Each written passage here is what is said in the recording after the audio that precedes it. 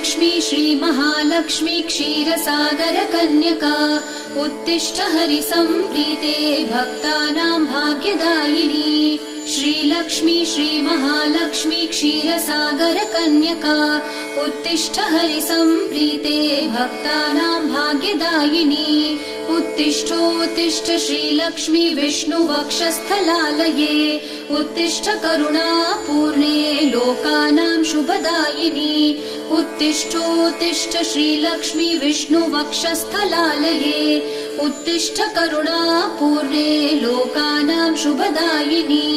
श्रीपद्ममध्यवसिते वरपद्मनेत्रे श्रीपद्महस्तचिरपूजित पद्मपादे श्रीपद्मजातजननी शुभपद्मवक्त्रे श्रीलक्ष्मी भक्तवरदे तव सुप्रभातम्।